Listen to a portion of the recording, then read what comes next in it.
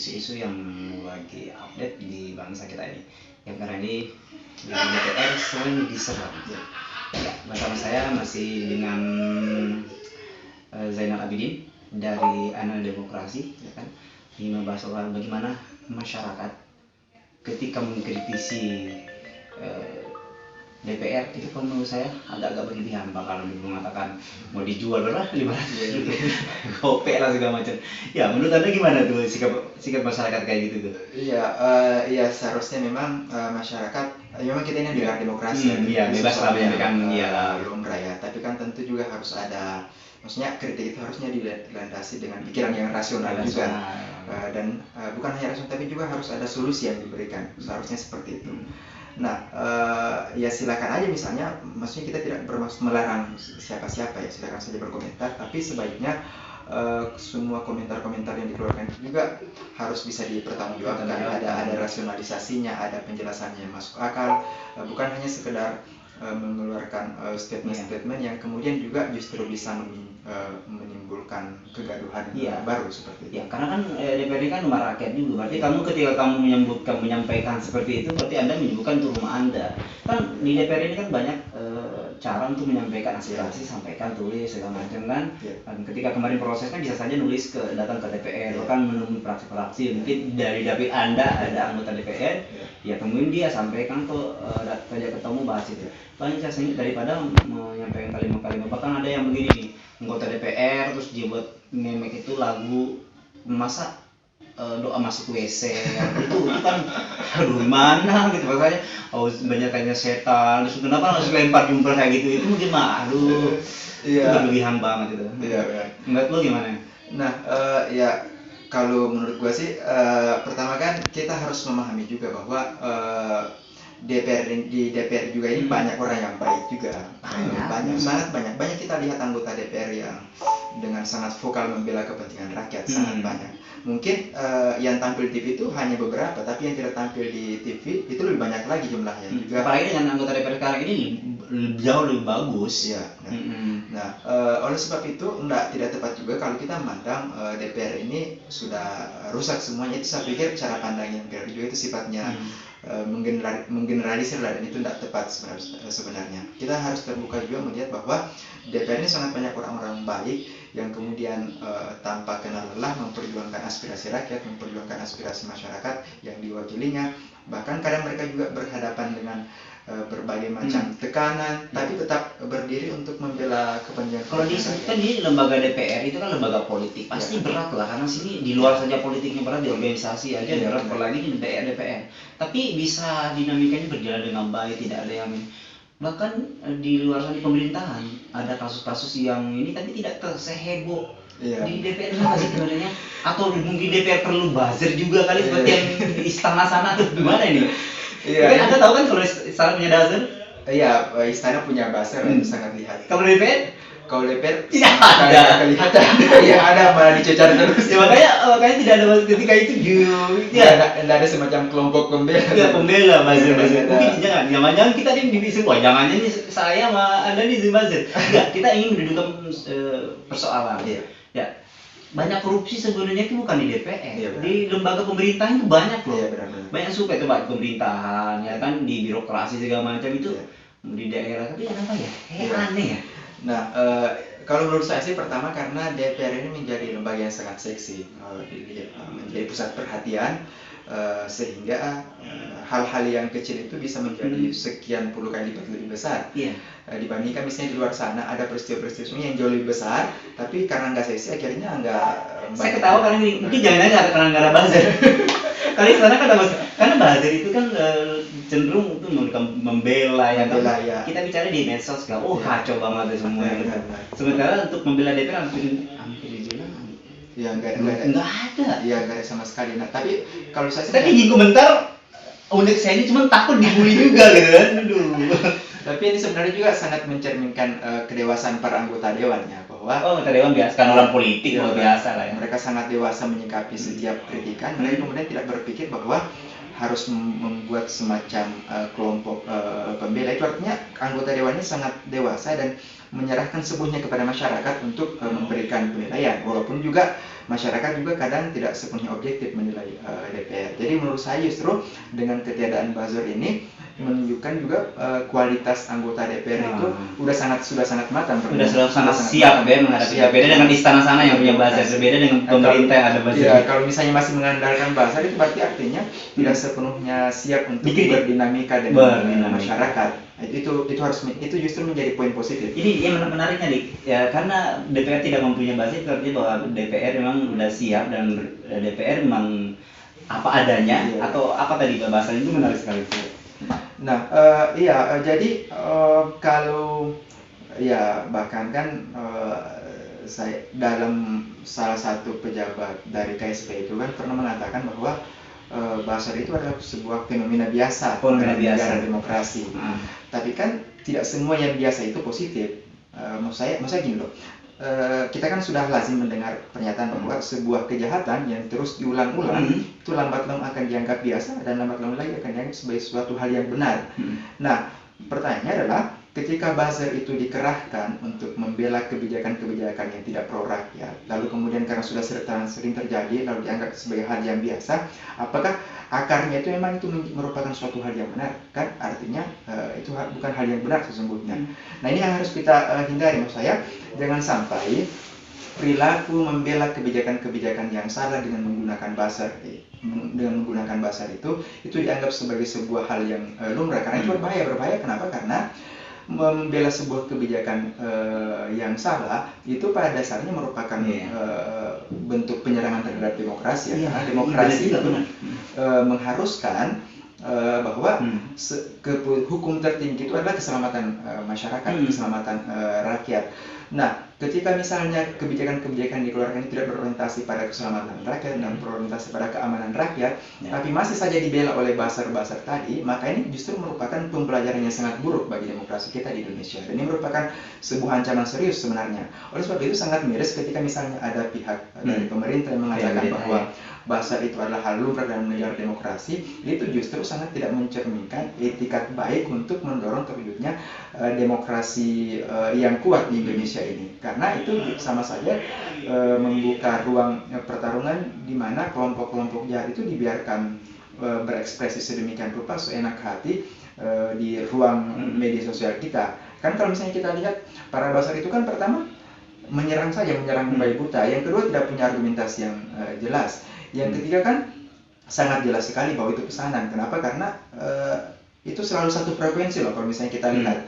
Jadi sangat jelas bahwa ada yang memobilisasi. Beda misalnya kalau mengkritik, tapi kan beda-beda frekuensinya, itu berarti dia bergerak sendiri. Kalau ini kan ada arahan, karena begitu ada instruksi langsung opininya itu bersamaan gitu. Jadi misalnya ketika ada kelompok tokoh-tokoh nasional di negeri ini yang mengkritik kebijakan pemerintah, langsung secara kompak buzzer-buzzer itu dengan mengusung tema yang sama menyerang orang yang bersangkutan. Ini kan sangat bahkan personal dari menyerang personal. Ya, sangat menyerang personal. Jadi bukan lagi argumentasinya yang diserang, tapi personalnya. Kalau perlu dicari misalnya foto-foto sekian tahun lalu, atau kalau perlu diedit.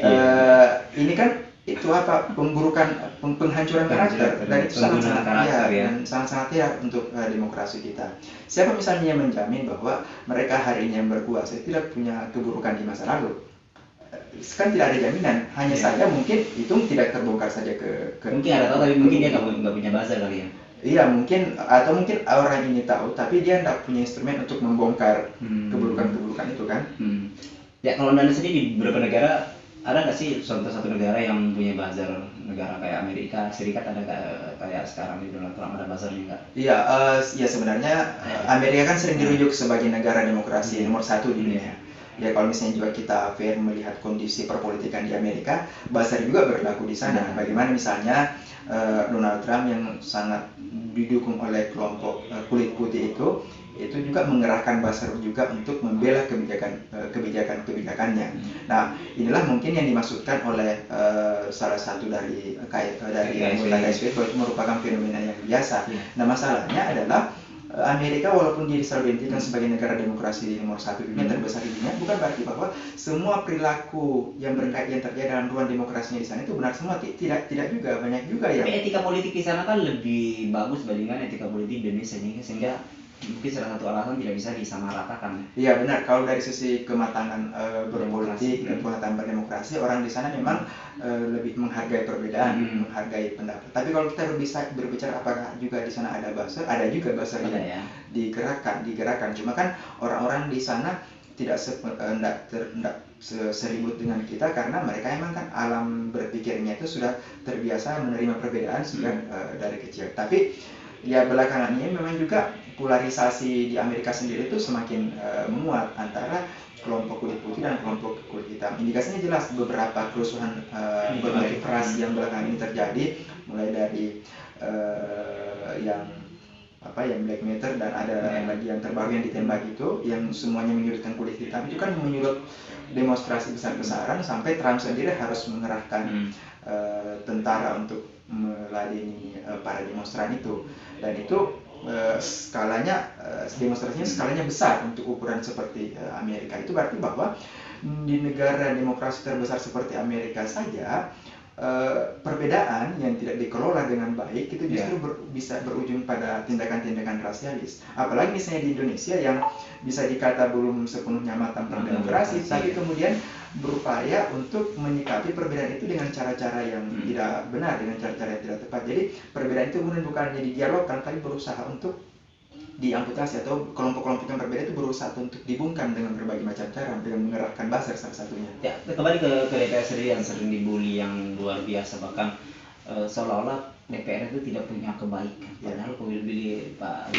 Pak Zainal tadi menyampaikan banyak hal yang luar biasa di DPR, bahkan menyusun undang-undang itu sampai tengah malam. Itu jarang terpublish. Tapi benar, trendingnya ketika berita-berita itu terkait positif DPR, kunjungannya memperjuangkan rakyat, apa segala menerima, segala mengawasi, apa segala, itu tidak menarik bagi netizen. Iya benar. Tapi secuil aja berita-berita anggota DPR lagi ini, waduh. Jadi itu ya, mungkin juga di DPR butuh juga semacam komunikasi publik yang lebih baik lagi, atau misalnya semacam penguatan media seperti itu yang bisa lebih mengekspos kegiatan-kegiatan positif mereka, karena kan sebenarnya kegiatan positif DPR ini sangat banyak. Sangat banyak. Kunjungan-kunjungannya menyerap aspirasi masyarakat ketika anggaran yang dekat bagaimana punya sudah sampai belum. Ya, sangat banyak, kita harus akui itu, dan itu juga dirasakan langsung oleh masyarakat. Program-program positifnya. Tapi kemudian kenapa ketika DPR sedikit saja melakukan sebuah hal yang dianggap tidak bagus oleh masyarakat, tiba-tiba kebaikan ini seolah-olah zong semua, seolah-olah tidak dianggap semua seperti itu. Bahkan website sendiri langsung diretas, semuanya rakyat apa tuh, aduh.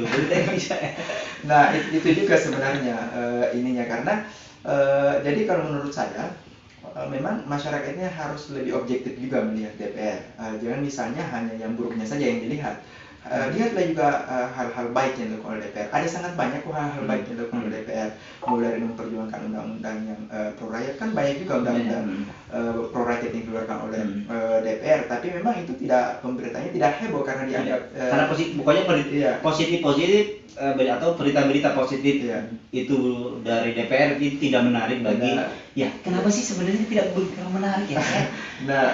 Biasanya kalau menarik, kalau kita anggota DPR mengawasi bantuan ini, ya kan, ya dana ini, atau anggota DPR berhasil membahas undang-undang ini sekarang. Nah ini juga mungkin terkait dengan persepsi masyarakat ya, yang terlanjur melihat DPR itu sebagai lembaga yang tidak bagus. Ini persepsi yang terlanjur terbentuk di tengah masyarakat. Tapi sebenarnya persepsi ini keliru juga. Memang kalau kita melihatkan sejarah DPR ini panjang ya, sudah melalui beberapa presiden, di mana di situ ada sistem demokrasi yang terus berubah-ubah, ada berbagai macam dinamika seperti itu. Pernah juga berada di bawah Soeharto, tapi kan setelah masuk ke reformasi, DPR kan lebih bisa menjalankan peran-perannya secara 10 tahun terakhir ini kan lumayan bagus ya peran-perannya. Sudah fungsi DPR-nya itu seperti Undang-Undang MD3 sudah dijalankan dengan baik. Cuman yang saya pertanyakan saat ini, kenapa sih netizen itu ketika memberi kritik ke DPR dan berbeda itu ketika ada kritikan ke lembaga-lembaga lain. Iya. Nah ini benar sekali sebenarnya, bahwa jadi maksudnya masyarakat ini harusnya juga mengubah pola pikir lama ya, kalau menurut saya. Jangan lagi melihat DPR ini sebagai lembaga yang seolah-olah tidak punya kebaikan. Masyarakat juga harus mulai membuka diri, berpikir, melihat bahwa ada sisi-sisi baik dari DPR. Memang juga partisipasi masyarakat terus memberikan masukan, saran dan kritik dari DPR tetap dibutuhkan tentunya, karena DPR adalah perwakilan dari masyarakat itu sendiri kan. Tapi yang lebih terpenting juga adalah bagaimana melihat sisi-sisi baik dari DPR yang perlu diapresiasi, yang perlu kemudian untuk diakui bahwa memang sudah berbuat baik. Tapi emang saya nggak pernah mengakui ya ketika ada kan di DPR itu kan ada media sosialnya juga kan. Di situ kan banyak kita yang kalau saya lihat komen-komennya tuh berkualitas biasa-biasa, nggak ada bagus nih gini-gini. Tapi ketika hal-hal yang sedikit aja yang bermasalah itu diangkat, bahkan yang viral ini katanya tidur ya kan, padahal itu sebenarnya kalau dilihat bukan di DPR, mungkin cuma satu orang. Kemudian sering mungkin itu walaupun orang dulu itu yang tidur itu capek, bayangin rapat itu di komisi rapat, di fraksi rapat, ya kan, belum lagi kalau di DP partainya rapat, belum lagi di organisasinya rapat. Jadi perlu dimaklumi kalau ketika anggota DPR itu tidak hadir rapat, karena biasanya dia rapat di tempat-tempat lain gitu kan. Karena biasanya rapat di sini hadir 5 menit, setelah itu muter. Karena mereka kan di waktu yang sama rapat, apalagi kalau undang-undangnya kayak kemarin Omnibus Law itu gebut sekali kan, perlu ini. Dan itu mungkin perlu diketahui masyarakat bahwa DPR itu kerjanya luar biasa. Ya, tapi walaupun dia kerja keras, sampai ada yang sakit-sakitan gitu ya. Sampai ada yang sakit di pesawat itu kan langsung sakit tuh. Ya karena mereka memang ngurus organisasi, ngurus partai, ngurus di fraksi juga, di komisi juga dan lain sebagainya. Ya sebelum kita mengakhiri, apa yang pesan Anda buat masyarakat Indonesia terkait dengan DPR? Pertama penting ya bagi masyarakat untuk merubah pola pikir lama menurut saya. Jadi tidak tepat lagi menggunakan pola pikir yang melihat DPR itu sebagai sebuah institusi yang seolah-olah tidak punya kebaikan. Kita masyarakat dari sekarang sudah harus lebih terbuka melihat bahwa DPR ini banyak melakukan kerja-kerja kebaikan juga. Bahwa memang ada kekurangan-kekurangan itu memang terjadi, tetap diberikan saran dan kritik. Tapi bahwa kebaikan-kebaikan ini juga harusnya diterima secara lebih terbuka dan diberikan apresiasi. Nah, jangan juga misalnya seolah-olah menganggap bahwa kesalahan sebuah hal yang dianggap salah itu pangkalnya di sini. Itu kan dalam pembahasan undang-undang atau dalam pembahasan regulasi itu kan ada berbagai pihak yang dilibatkan. Misalnya jangan sampai memang dari awal undang-undang yang dianggap berpolemik itu jangan sampai sejak pengusulannya dari pemerintah itu memang sudah bermasalah di situ. Sudah ada biasanya memang bermasalah dari awal. Di draftnya itu sudah banyak kekurangan, sudah banyak menuai polemik, tapi tidak mau juga dirubah sampai kemudian dibawa masuk ke DPR, sehingga DPR yang kena batunya. DPR kemudian yang kena batunya. Bahasanya DPR yang kena batunya. Yang mengesahkan. Nah ini maksud saya logika pengambilan kebijakan ini tidak sepenuhnya dipahami oleh masyarakat kita. Jadi masyarakat kita hanya melihat ujungnya saja. Ya udah DPR tidak melihat prosesnya kan, siapa yang membuat, siapa yang menentukan, siapa yang mengajukan, siapa yang mengajukan. Itu kan pemerintah. Nah harusnya masyarakat juga harus lebih objektif melihat bahwa ketika ada hal-hal yang dianggap keliru, perlu juga dilihat sejauh mana keterlibatan pemerintah di situ, supaya yang dikritik ini bukan hanya DPR-nya tetapi juga pemerintahnya perlu diberikan kritik yang sama juga, diminta tanggung jawabnya juga. Kenapa Anda mengusulkan regulasi seperti ini yang terang bertentangan dengan kemaslahatan rakyat, tapi kenapa tetap masih digenjot untuk didorong untuk terus didorong agar supaya sah. Ya sejatinya sih masyarakat harus lebih dekat dengan gedung atau DPR ini, lembaga DPR, karena ini rumah kalian. Ketika ada sesuatu hal jangan dibully dengan kalimat itu. Datang kan, saya pernah nanya sama teman-teman yang pernah ke DPR atau lembaga-lembaga, khususnya paling istana ya. DPR itu paling gampang masuknya loh. Ya punya KTP udah masuk. Mau ketemu siapa, mana kadang titip katanya mau ketemu, padahal enggak. Artinya lembaga DPR ini sangat welcome. Sangat mudah sekali ya. Lebih mudah ditemui ketika menyampaikan kritik atau segala macam, ya kan? Ya. Kalau misalnya juga kita coba Anda bisa bandingkan, bisa bandingkan ada lembaga lain dengan DPR ini atau lembaga lain, apalagi sana ribet banget kan mau masuk. Mungkin apalagi kan DPR sama presiden kan lembaga sama di Sama. diskusi kita kan. Iya, sama. Jabatan itu sama. Sama. Ya kan, ada eksekutif dalam ini presiden, ada legislatif, ada dalam hal ini DPR, dan yudikatif dalam ini kan penegakan hukum itu ya kan. Iya. Ya, tapi menurut Anda sendiri DPR paling gampang. Anda sendiri masuk ke sini kan lebih mudah kan dibanding ketua istana. Mas ginian gitu kan. Ini bukan banding, silakan aja. Kalau ini menyampaikan tinggal datang kan, ada tuh ruang aspirasi kemarin dibentuk oleh Bambang Susatyo kan ya. Waktu masih ketua DPR lalu sampaikan. Ada aspirasi sampaikan di situ. Dalam proses sampaikan tapi masyarakat nggak mau. Padahal ini rumahnya sendiri loh. Coba rumah sendiri. Kalau ngomongin kayak tai, pasti kamu lemparin tai ke muka ke rumah kamu gitu kan. Itu heran nih. Ini Indonesia loh. Jadi rumahnya sendiri dilemparin. Mau dijual dengan murah banget ya kan.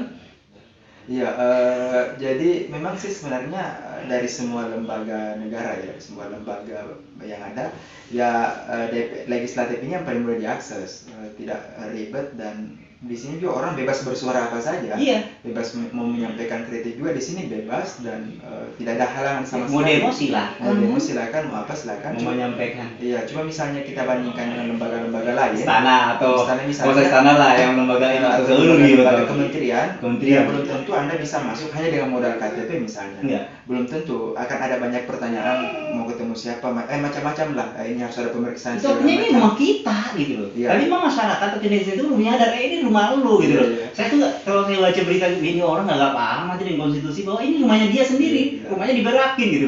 Sampai udah bilang katanya mau kemana, mau berak, itu baca doa lagi. Ya Allah. Dan kalau kamu bilang saya tak wakilan kamu, berarti kami itu wakil kamu. Iya. Bisa jadi kami itu sama. Maaf, maksud saya. Habis kata kalau orang jadi bukan saya nanti orang ini buzzer DPR punya buzzer. Iya. Cuma saya kasihan gitu loh ya kan, menghina sesuatu, menyampaikan kalimat-kalimat yang nggak positif gitu kan. Iya, jadi memang harusnya sih masyarakat menggunakan ruang-ruang di DPR ini ya untuk lebih menyampaikan pendapatnya secara maksimal kan. Rapat itu terbuka terus dan itu live loh, di parlemen, ada di streaming ya kan, di YouTube.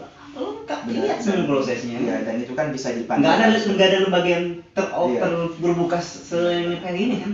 Rapat-rapat di DPR kan bisa dipantau langsung, maksudnya masyarakat bisa melakukan hadir langsung melakukan bisa hadir, bisa apa segala macam. Nggak perlu dia dari mana asalnya kan, yang pasti rakyat Indonesia aja di dunia bisa melakukan. Oke, KTP aja bisa masuk.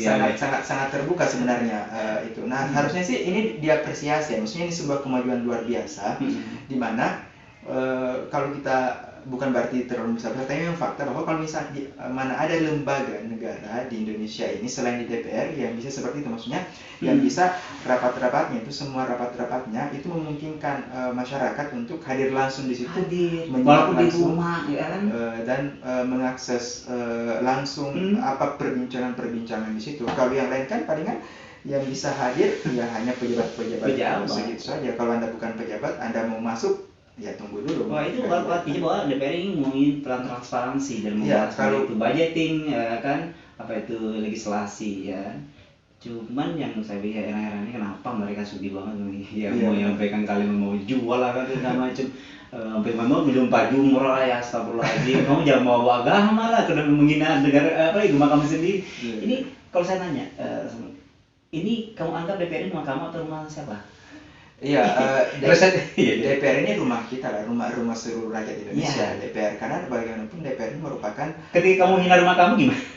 Iya, itu akan tentu bisa dijelaskan. Itu yang membuat saya. Iya. Dan saya sering kalau saya dari pantau ya ininya DPR, ada kalimat nih malingnya begini 3D segala macam ya, aduh coba sekali-kali datang lihat rapatnya mereka tuh, aduh dia lebih kayak kan. Ya gitulah, kita kan netizen punya cara sendiri, mungkin nggak tahu siapa yang bekerja di situ, karena kita tahu apakah itu orang yang kita juga siapakah yang bersuara itu yang benar-benar akun real atau tapi nyakitin, bukan nyakitin, maka kita menggelitik ini orang, nggak nyadar nggak sih kalau negara kita ini salah satu lembaga yang bisa mengelola DPR, rumah kita semua gitu kan, Oke, demikian Zainal Abidin, lu udah mampir di sini, perlu membahas soal pokoknya banyak hal. di part pertama tadi kita bahas Omnibus Law, dan termasuk juga bagaimana Presiden Jokowi menerima kritik-kritikan. Seraya kita membahas soal DPR, kan jarang yang membahas loh ini soal DPR. Bahwa kerja DPR itu luar biasa susah. Sampai yang kalau kunjungan keluar kota sampai subuh-subuh itu jalan keluar kota menyerap masyarakat, sampai biasanya ada yang sakit-sakitan.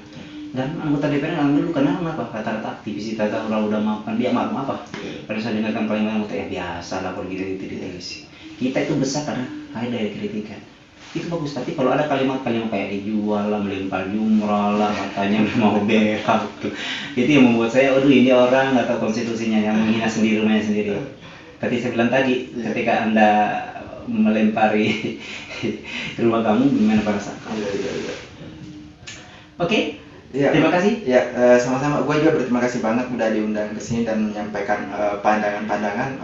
Semoga bermanfaat lah perbincangan kita. Iya. Khususnya bagaimana kita melihat persoalannya, khususnya bagaimana lembaga DPR ini bekerja lebih baik lagi. Ya, berharap lah ya regulasinya yang dibahas jangan terburu-buru juga. Ya, tadi ulang ngomongnya oleh libatkan masyarakat. Saya DPR sih kalau selama ini memang dilibatkan. Ada ruang menyampaikan aspirasi yang setahu saya sih. Oke, sahabat ya, bincang-bincang kita di channel Lintas Pamung sudah selesai ya. Ketika ada kritikan salah bisa disampaikan di bawah ya. Karena soal DPR rumah kita semua, dan kita menyampaikan kalimat-kalimat yang melukai keluarga yang ada di rumah itu. Jadi DPR ini rumah kita semua. Ya. Oke, demikian. Saya akhiri dengan doa. Assalamualaikum warahmatullahi wabarakatuh. Mereka.